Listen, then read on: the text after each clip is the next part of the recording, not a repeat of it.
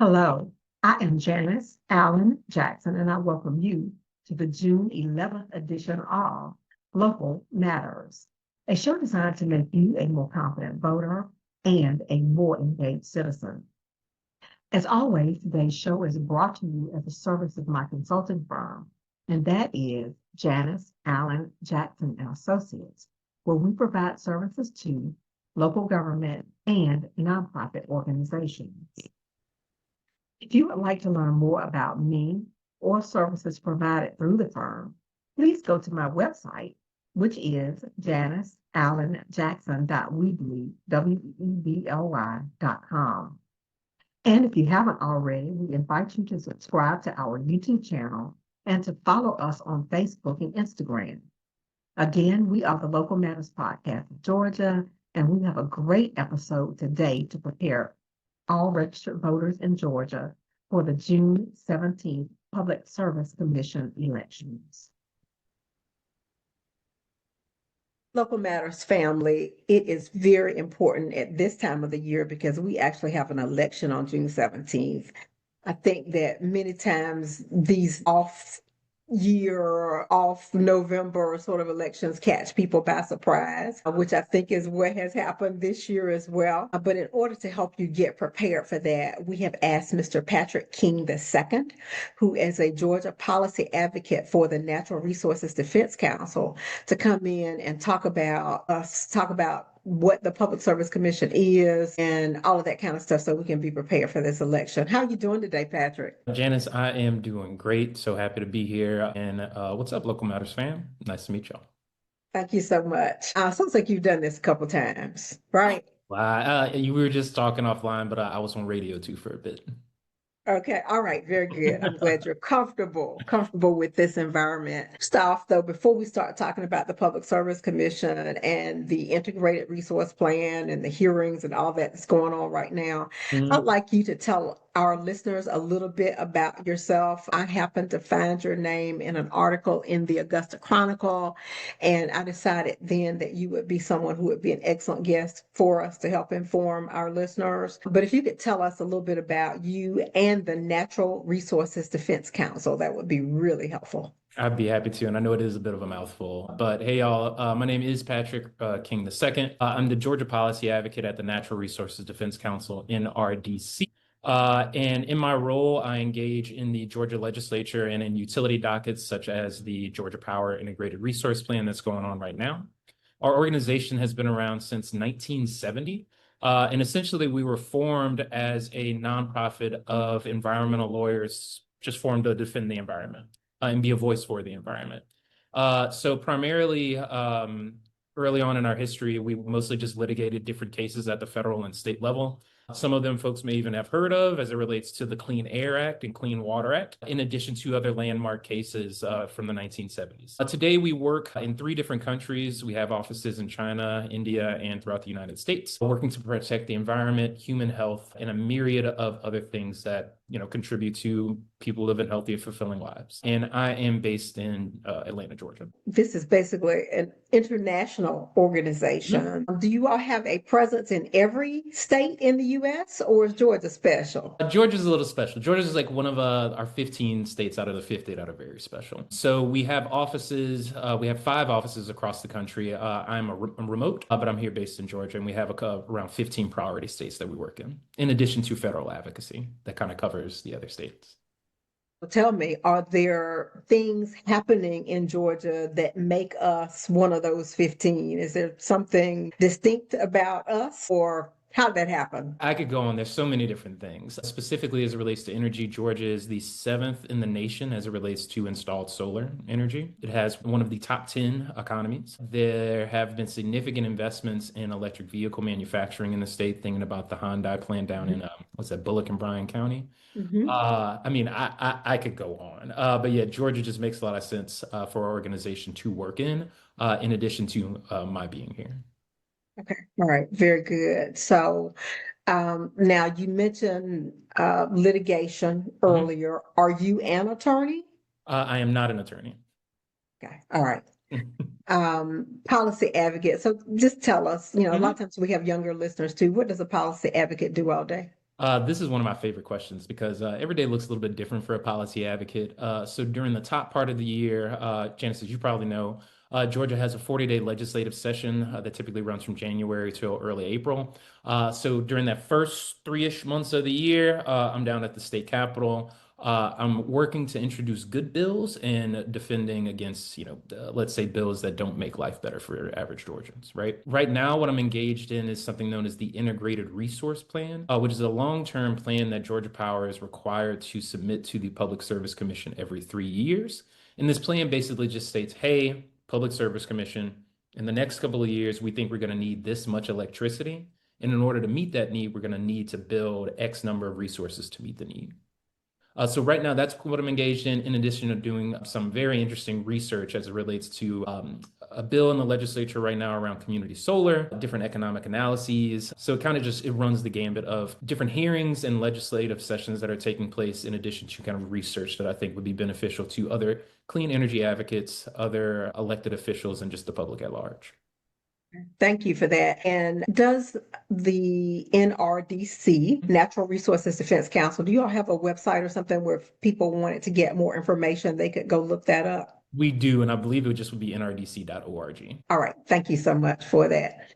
So here we are, it's 2025. There are lots of changes happening in our national and international economies, to be honest. We've got a huge demand for things that we never had demand for, one of which is things like data centers. Here in the Augusta area, we are just a few miles away from Plant Vogtle of a major Georgia Power facility. So the Augusta area is impacted by all of these things in many very significant ways. People get prepared to vote, and I know some folks go vote early. I always vote pretty much on the day of or the last couple of days because I really want to make sure I've studied these issues. And I also, when there are people involved, I want to see if there's any, late breaking news is going to come out. So I have not gone to the polls yet. I have been reading the Augusta Chronicle, and when I get a little bit more time, I'll check out the Atlanta Journal-Constitution as well to see what types of articles are out there so that I have a better understanding of these issues and what it really means. First question I want to get to, though, is what the heck is the Georgia Public Service Commission? I know it has something to do with utility rates, but they're having these hearings related to the integrated resource plan. I mean, can you just give a layman's explanation for what the Public Service Commission does and why the rest of us should care? I would be happy to, and I'll also share. I have not voted yet either, so hey, nobody's perfect in that regard. And also, it's better to have as much information as you can so you can make an informed decision. So, the Georgia Public Service Commission (PSC). It wasn't until about maybe 3 years ago where I was like, I think I know they do something with Georgia Power. I don't really know what that is, though. It's a five-body commission of elected commissioners. They represent districts, although they are elected statewide. So it's a little bit of a weird thing. So even if you live in, let's say, District 3, which I believe is Metro Atlanta, you're going to vote for the District 2 seat. One's from Hart County all the way down to Savannah, right? In Augusta, I'm in District 2. I think. You are in District 2. And so this body is tasked with regulating Georgia Power, telecommunications, as well as natural gas. And as I mentioned with the IRP, Georgia Power presents this plan to the Public Service Commission. The Public Service Commission reviews the plan and can either check it off and say, all right, great, Georgia Power, you can do this, or they can ask Georgia Power to do things differently. They really are kind of just the gatekeeper on what Georgia Power can and cannot do. So they have a very significant voice in what gets built as it relates to what we use to produce energy here in Georgia, specifically for Georgia Power customers. They regulate what gets built, who pays for it, and how much they pay for it. They regulate what gets built, how much it costs, and who pays. Okay. Thank you so much for that. And as you talk about Georgia Power, what about the other utilities that are in the state? The Atlanta Natural Gas and Atlanta Gas Light, I think they are. Do they have regulatory authority over those providers as well? They do, but so Georgia Power, the majority of Georgia residents are Georgia Power customers. But I think maybe around like 40% are municipal electric companies as well as smaller, more rural electric municipal co-ops, EMCs. Yeah, those EMCs. Yeah. Okay. EMC only regulates Georgia Power. Okay. So they don't regulate the EMCs. They do not regulate the EMCs, though. Okay. I wonder why. I think it's specifically something to do with the 1977 Territorial Act, or maybe even earlier than that. I am not a historian, so I might just stop myself there before I say something that's incorrect for the audience. But if folks are interested in that, they should kind of look up the history of kind of regulated investor-owned utilities, and it's very interesting. But Okay. here's the thing, though. Customers of EMCs still vote for the Georgia Power Public Service Commission. Exactly, exactly. And that's right. Any registered voter in the state of Georgia should be going to the polls now or by June 17th in order to have a say so in who serves on that body. Gas utilities as Mhm. well. You did say they regulate They those too. regulate investor-owned gas utilities. Investor. I'm Okay. less knowledgeable about kind of like because I want to say the a good bit of the gas utilities are what's known as unregulated. But the Public Service Commission does regulate investor-owned gas utilities as well as investor-owned energy companies like Georgia Power. And as you talked about that distinction between the EMCs and Georgia Power, it probably does have to do with who's making a profit and who's not. But okay. Right. All right. And also just how they're structured. EMCs are owned by their members. That's kind of like the Mhm, co-op, mhm. the name with the co-op. Georgia Power is owned by their investors. So they're a publicly traded company under Southern Company, which also encompasses Alabama Power and Mississippi Power. Okay. You so much for that background on both the Natural Resources Defense Council as well as the Public Service Commission. I came across your name, as I mentioned, in a newspaper article, and in that particular article, they were discussing some hearings that Mhm. are currently taking place. I think they may have started like May 27th or something, and I think a decision is supposed to be rendered by July 15th. So at this point, the Public Service Commission is deciding if they will approve him is IRP, Yep. Integrated Resource Plan, that has been submitted by Georgia Power. Do I have that right? You have that right, although the only thing I would say is the first set of hearings, I believe, were back in March. Oh, So okay. there's three set of hearings where Georgia Power presents their case. Interveners, such as Natural Resource Defense Council, critique that and provide our own testimony. And then Georgia Power has the opportunity to kind of follow up in a rebuttal. And that rebuttal hearing is later this month in late Okay. June. Yep. All right. And tell me, what is the position of your organization on that integrated resource plan? This is a great question. Our main position is that in reviewing the plan, our expert witnesses that we've kind of contracted to do some independent modeling have found that there are other things that Georgia Power can do to ensure that everyday bill payers and Georgia Power customers don't necessarily have to foot the bill for expensive infrastructure. And to dig into that a little bit more, what we found is Georgia Power is asking to build out a lot of infrastructure as it relates to fossil fuels, specifically natural gas. And what we found is that building out more solar, renewable energy, battery storage, and even some wind energy, even though we don't produce wind energy here in Georgia, would result in significant savings for Georgia Power bill payers. Tell me, do you all, anytime there's a hearing process like this, does your organization get involved? No, so this is actually the first time we've intervened in a Georgia Power IRP. All Yeah, right. And this time you got involved because, because I work at an RDC. okay. I'm being a little facetious there. No, I've been at the organization for about 2.5 years, and Georgia is a relatively new priority state. And so when I came into this position, it was kind of agreed upon that we would engage in this. In addition to essentially what Georgia Power is asking is that by between now and 2031, over the past 100 years, Georgia Power has built all of their electric generating resources. Think Plant Vogtle. Think of the number of different plants around the states. It's taken them 100 years to build that.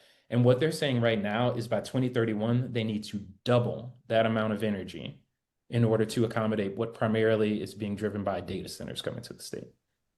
So what took us 50 years to build, they're saying that in the next 6 years, we need to essentially double that. Do you think they even need that to double their capacity? I think it's a little speculative because right now we have a lot of data centers saying that they're coming to the state. And I'll also share NRDC's position is we're not anti-data center, we're not anti-business. We just want to be prudent and we want Georgia Power to be a good fiscal actor as it relates to what they choose to build and for who. But as I mentioned, that a lot of data centers are saying that they're coming to the state. But if you think of it of this way, if you're reviewing sales papers, I'm just imagining my mom right now. If you're reviewing sale papers and you see that grapes at Kroger cost maybe 99 cents a pound, right? But you also look at Publix and see, well, grapes at Publix cost 79 cents. Which one are you most likely to go with if they're both the same distance from your house? Get wherever I can get them cheaper. Wherever you can get them cheaper. And so what data centers are doing is they're going to a number of different utilities saying, hey, we want to build a data center in North Carolina.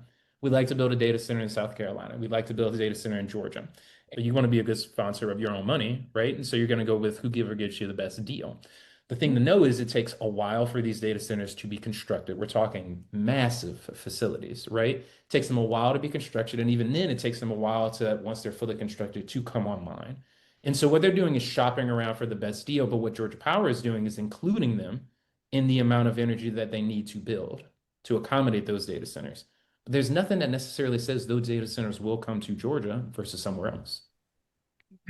So you're saying the commitments may not actually be in place yet. Exactly. It's more of an exploratory conversation. And I want to pause there, just explain what a data center is. A data center is a physical facility where computing and storage infrastructure are housed. It's a centralized location that stores, processes, and distributes data and applications for businesses and organizations. Data centers are critical for maintaining the operational continuity of a business as they house its most critical assets, such as applications, services, and data. So, of course, I had to read that definition because I couldn't have defined it myself. But basically, I understand because of the technology involved, computing, storing, I could see that that would use an awful lot of energy.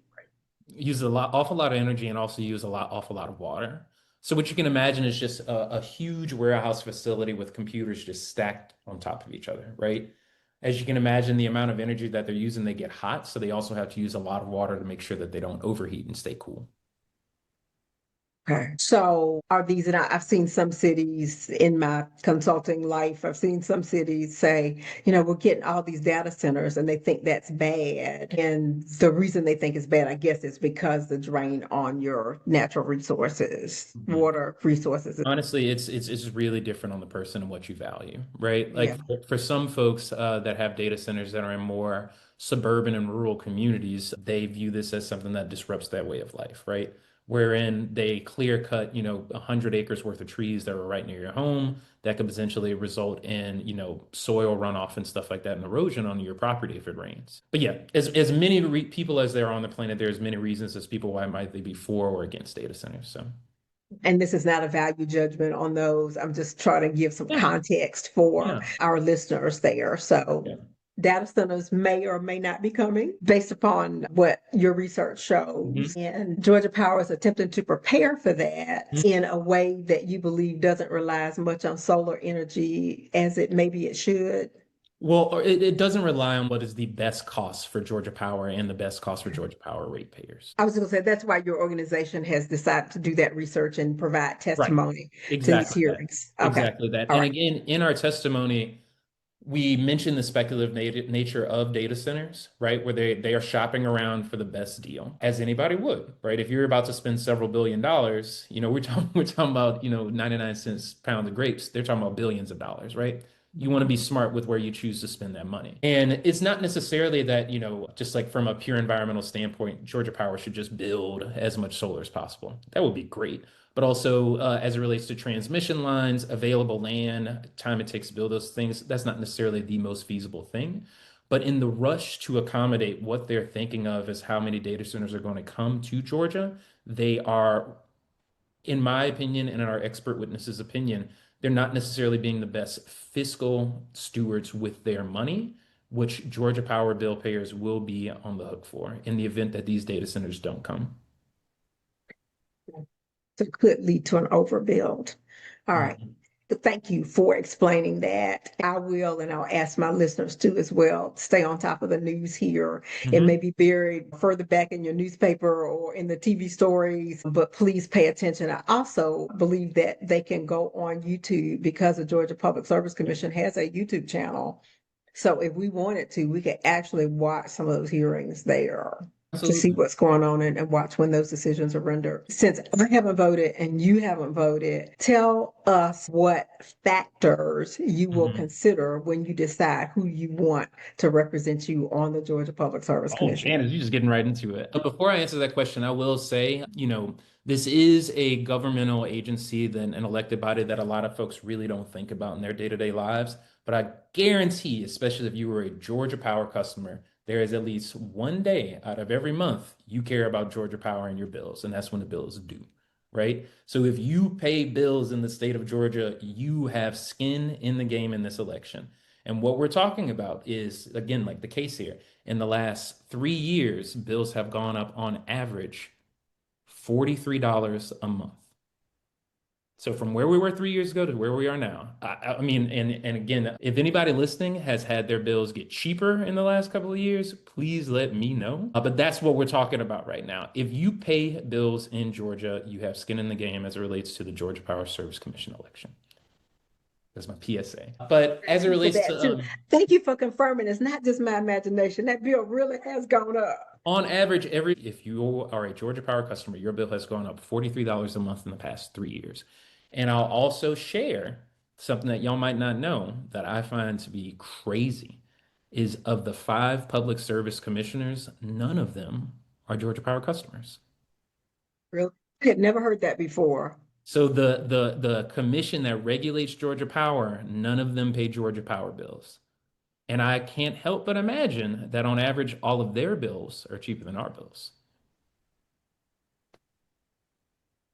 So what I'm going to be looking for in the upcoming election is a candidate who's championing just making sure that people's bills don't get more expensive, that the Public Service Commission decides and votes in a way that ensures people's bills either stay the same or get cheaper, that invest in resources that don't pollute the air, that invest in resources that are cheaper than the other cost comparison. Just really common sense stuff. And again, that's what our intervention is. It's like we're not saying no to data centers. We're not anti-business. We're not any of that. Let's just be smart about what we do with our money. That's advice I would give anybody. In addition to Georgia Power, which is one of the largest, most profitable companies in Georgia. I would give that advice to you, Janice. I'd give that advice to myself. And I, for doggone sure, make sure that one of the companies that is the most profitable in the state is doing that with their money. Because again, if they overbuild, Georgia Power is not going to have to pay for that. You and I are. The public service commissioners aren't even going to have to pay for that because they're not Georgia Power customers. You and I are. Yeah, I'm definitely a Georgia Power customer. I had not heard that. I wonder if there is a way for us, and again, I've got to do my research. That's why I'm taking Mhm. my time. Is there a way somewhere do you know if any media has published which ones of those candidates are actually Georgia Power customers right now? I believe maybe it's somewhere in the AJC. I haven't seen it Okay. recently, but I mean, none of them are Georgia Power customers. I mean, of the candidates, I wonder too, of Oh, of those the that are candidates, running now. I'm not sure. I think maybe Atlanta Civic Circle might have some more recent information on that. I know they did a forum with the candidates last Monday, but I can't say for certain, specifically as it But relates to yeah, the because candidates. that's the type of information that we wouldn't think about Yeah, unless somebody pointed that out, brought it to our attention about that. So do you live in District 3? I live in District 3. Yes, I'm in Fulton Okay. County. And Yep, I'm in 2. The ones that are on the ballot now, is it 2 and 3? it's 2 and 3. It's me and you. Okay, Although right. So again, the districts don't necessarily mean as much because even if you live in District 1, 4, or 5, you will be voting for the still candidates for can vote. District 2 and 3. Anybody in the state of Georgia can go vote. Yep, exactly. Um, I did look at the changes with the maps, and theoretically, it looks like there could be a more diverse group because I think everybody had been a Republican Hmm. on that group for Yep. a long time.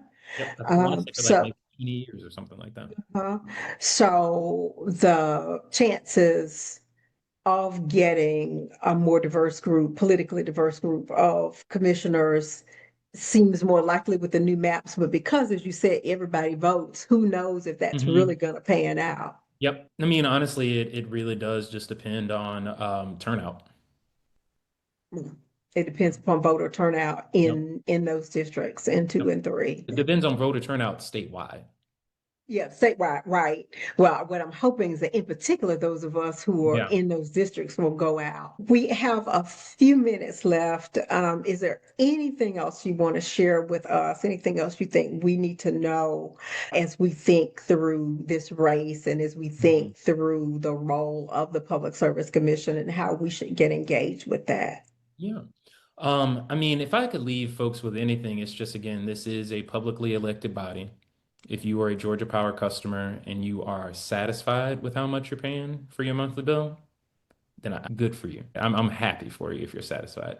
If you think your bills are too high, then I think this election is something you should be engaged in, and the Public Service Commission is something you should be aware of and something you should track. Thank you so much. This has been Patrick King II, and name the organization again just to make sure I don't botch it. Natural Resources Defense Council, NRDC for short. NRDC.org is your .org. website if you Yep. want to learn more about the organization. Thanks so much for being with us today. Janice, thank you so much for having me.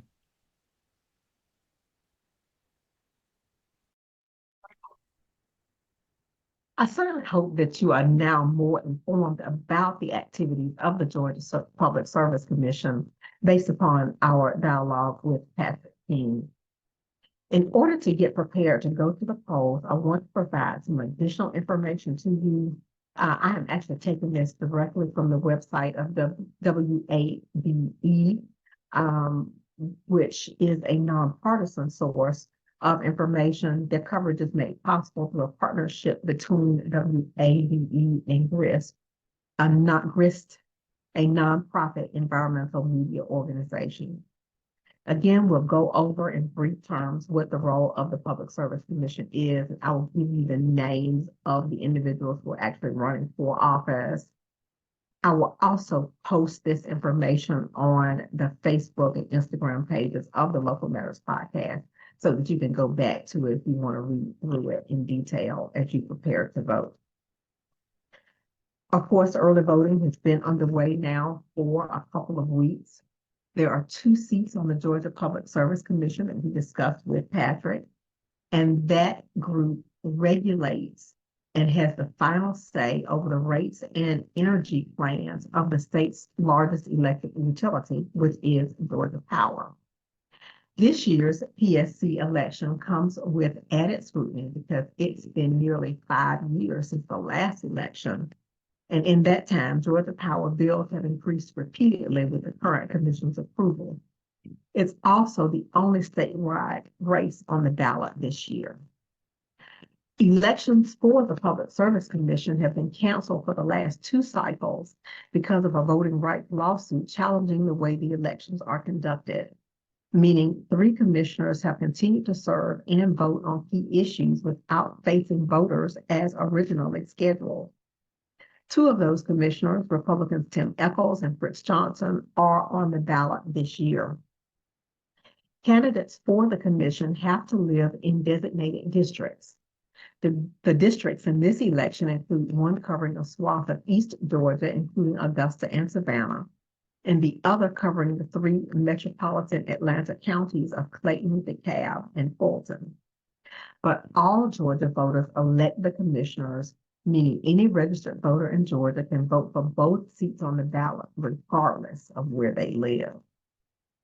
While the incumbents running to keep their seats have touted their work on reliable energy, the new nuclear reactors at Plant Vogtle, right here in the Augusta area, and affordable power bills, their opponents have been sharply critical of repeated rate hikes and a commission they argue doesn't listen to the concerns of all Georgians. The candidates are on the ballot for the June primary. I'm just going to run through those names for you. And the winners of that election and any runoffs will face off in the general election on November 4th. That means that there are 2 times to go to vote. One is the president, where the present time where we'll select nominees from the parties, Republican and Democratic parties, and then we'll go back for a general election in November. For District 2, which is where Augusta is located, there is one Democrat on the ballot. She is Alicia Johnson, and she's a resident of Savannah. There are two Republicans on the ballot. One is incumbent Tim Echols, and the other is Lee Mons. So those are the names. Again, I'm going to post this article so you can see those names. This article does give some background on their platforms. I also encourage you to go to Ballotpedia as well as the websites of the candidates so you can learn more about them as individuals. The other race, District 3, that's the one that's Fulton County, DeKalb County, and Clayton County. Obviously, three heavily populated counties in the metro Atlanta area. On their ballot, on the Democratic side, was Daniel Blackman. I think he will still appear on your ballot, even though there has been a challenge related to his residency. I understand he has the right to appeal that, but I don't know the current status. But there is he has been disqualified. The courts have upheld the disqualification. We don't know if he is appealing or the outcome of that. So there is some risk with that vote that even if he voted for him, he may not count, and all of those votes, and then in that case would be disqualified. Also on the ballot is Peter Hubbard as a Democrat and Robert Jones.